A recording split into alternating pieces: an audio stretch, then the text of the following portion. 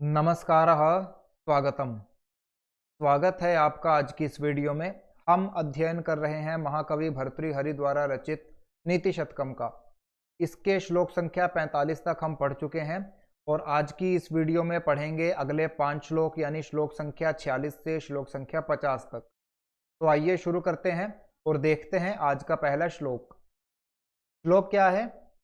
राजन् दुदुक्षसि यदि क्षितिधेनुमेताम् तेनाद्य वत्समिव लोकममुं पुषाण तस्मिश्च सम्यगमनिशं परिपोष्यमाणे नानाफलैः फलति कल्पलतेव भूमिः। इस श्लोक में महाकवि भर्तृहरि जो हैं वो राजा वर्ग को, पालक वर्ग को संबोधित करते हैं, उन्हें उपदेश देते हुए कहते हैं, हे राजन, यदि तुम इस पृथ्वी रूपी गाय को दोहना चाहते हो, जिस तरह गाय को दोहने से दूध की प्राप्ति होती है, उसी तरह अगर तुम इस पृथ्वी रूपी गाय को दोहना चाहते हो, इस पृथ्वी से कुछ प्राप्त करना चाहते हो, तो उसके लिए तुम्हें क्या करना होगा? जिस प्रकार गाय जो है वो अपने बछड़े को देखकर दूध देती है, उसी तरह तुम्हें जो है वो इस बछड़े रूपी, इस वत्स रूपी जो है अपनी प्रजा का पालन पोषण करना होगा। क्योंकि एक गाय अपने बछड़े को देखकर ही दूध देती है, जब तक उसका बछड़ा उसके पास होगा गाय दूध देती है। उसी तरह इस पृथ्वी से यदि आपने कुछ प्राप्त करना है, पृथ्वी से प्राप्त क्या होगा? अनेक प्रकार के धान्य, फसलें, वनस्पतियां और औषधियां, जो केवल कृषि कार्य से ही संभव है। तो इसलिए यदि तुम इस पृथ्वी रूपी गाय को दोहना चाहते हो, इससे ये सभी वस्तुएं प्राप्त करना चाहते हो, तो जिस तरह गाय से दूध दोहने के लिए उसके बछड़े का पालन पोषण आवश्यक होता है, उसी तरह तुम्हें जो है वो अपनी प्रजा का पालन पोषण करना होगा। अपनी प्रजा का अच्छी प्रकार से नित्य पालन पोषण करने से ही ये जो पृथ्वी है, ये जो धरती है, वो कल्पलता के समान जो है वो अनेक फलों को देती है।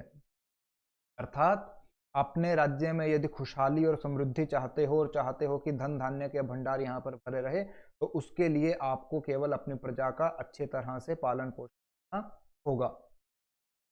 अगला श्लोक देखते हैं। श्लोक क्या है? सत्यानृता च परुषा प्रियवादिनी च हिंस्रा दयालुरपि चार्थ परावदान्या नित्यव्यया प्रचुर नित्य धनागमा च वारांगनेव नृपनीतिरनेक रूपा। इस श्लोक में महाकवि भर्तृहरि जो है वो राजनीति को प्रतिपादित करते हैं, राजनीति के स्वरूप के बारे में बताते हैं कि राजनीति कैसी है।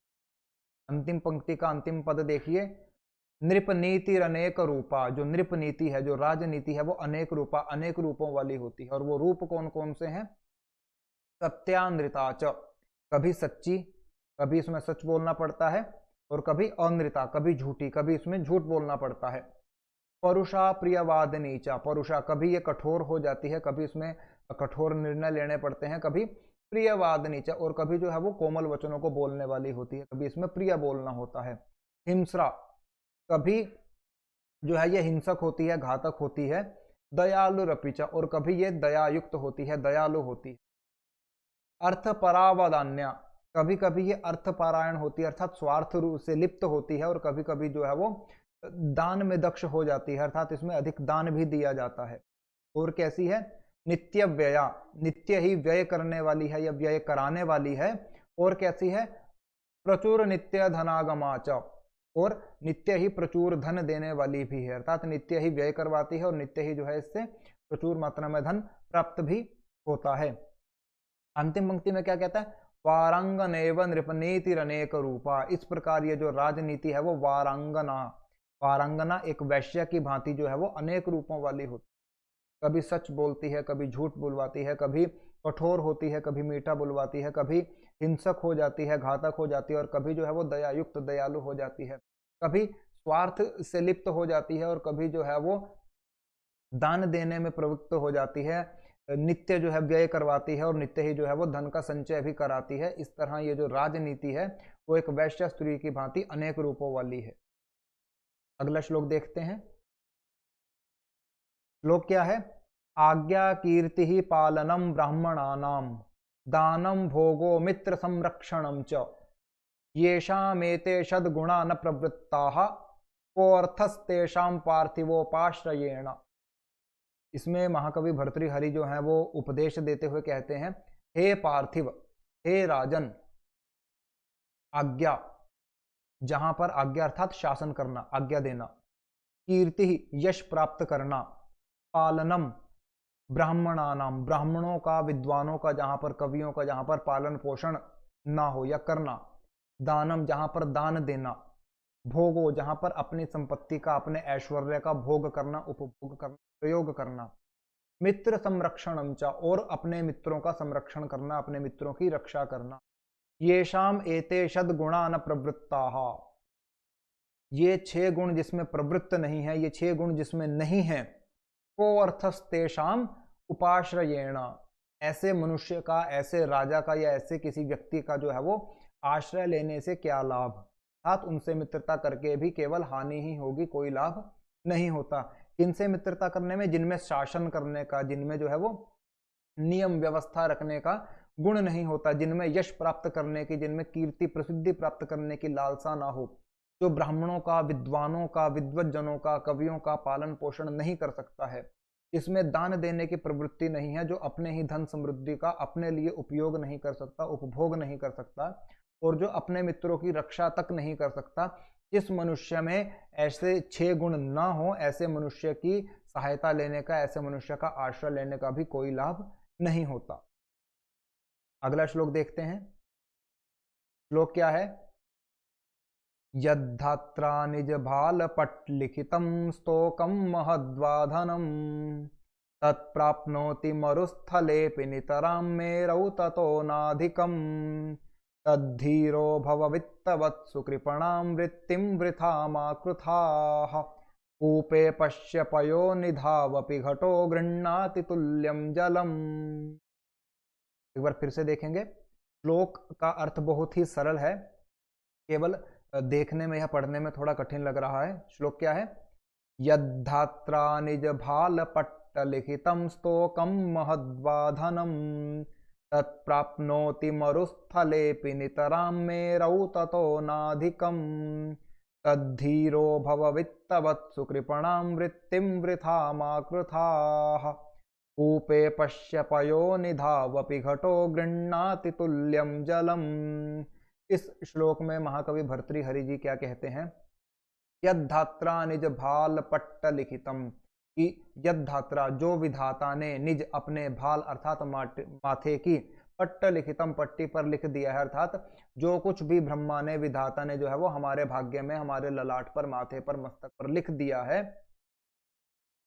तो कम महद्वाधनम, कम या अधिक धन, धन के विषय में बात कर रहे हैं कि कम या अधिक जितना भी धन विधाता ने हमारे भाग्य में, हमारे मस्तक पर लिख दिया है, तत्प्राप्नोति मरुस्थलेपि नितराम, उतना धन तो मनुष्य जो है वो एक मरुस्थल में भी, एक मरुभूमि में भी अच्छी तरह से प्राप्त कर सकता है, लेकिन मेरौ ततो नाधिकम, लेकिन एक मेरु पर्वत पर भी जो है वो, सुमेरु पर्वत पर भी उससे अधिक धन प्राप्त नहीं कर सकता। जितना धन भाग्य ने, या जितनी भी कोई भी विशेषता, कोई भी वस्तु का उपयोग, उपभोग विधाता ने हमारे भाग्य में जितना लिख दिया है, उतना तो हम एक मरुस्थल में भी कर सकते हैं, मनुष्य उतना एक मरुस्थल में भी प्राप्त कर सकता है, लेकिन एक सुमेरु पर्वत पर जो नगों का आश्रय है, जो रत्नों की खान है, ऐसे पर्वत पर भी जो है वो उससे अधिक धन प्राप्त नहीं कर सकता।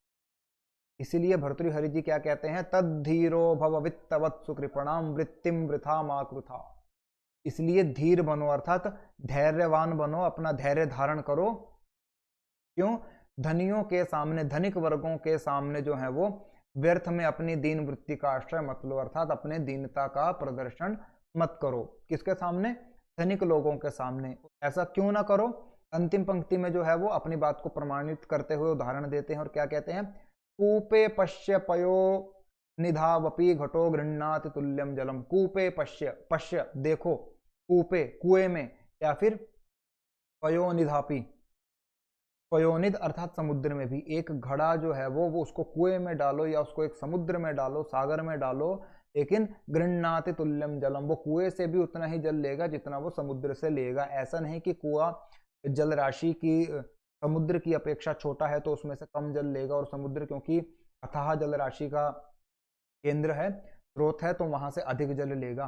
एक घड़े की जितनी पात्रता होगी वो उतना ही जल लेगा, चाहे उसे कुएं में डालो चाहे उसे सागर में डालो। ठीक उसी तरह जितना धन या जितना भी किसी वस्तु का उपभोग विधाता ने हमारे भाग्य में लिख दिया है, उतना तो हम एक मरुभूमि में, एक मरुस्थल में भी प्राप्त कर लेते हैं, लेकिन एक सुमेरु पर्वत पर, एक अच्छी योग्य स्थान पर भी उससे अधिक किसी भी वस्तु का उपयोग या उपभोग हम प्राप्त नहीं कर सकते। लेकिन इसका अर्थ ये नहीं है कि हमें किसी भी चीज के लिए प्रयत्न या प्रयास नहीं करना है, क्योंकि हो सकता है जितना प्रयास हम करें, हो सकता है वो वस्तु हमारे भाग्य में उतनी ही लिखी हो। अगला श्लोक देखते हैं। श्लोक क्या है? त्वमेव चातकाधारोऽसीति केशां न गोचरः किमंभोदवरास्माकं कार्पण्योक्ति प्रतीक्षसे। इस श्लोक में महाकवि भर्तृहरि जो है वो दानी या सज्जन वर्ग को संबोधित करते हुए उनसे कहते हैं, और एक मेघ का उदाहरण देते हुए कहते हैं। क्या कहते हैं? हे अंबोदवर, हे श्रेष्ठ मेघ, त्वमेव चातकाधारः असि, तुम ही जो है वो चातकों का, सारंग पक्षियों का, पपीहों का आधार हो। अर्थात पपीहा जो है वो मेघों को देखकर वर्षा की प्रतीक्षा में जो है वो एक टकी लगाकर देखता रहता है। तो क्या कहते हैं कि तुम ही जो है वो सारंग पक्षियों का आधार हो। इति केशाम न गोचरः, ये किसे नहीं मालूम, अर्थात सभी जानते हैं।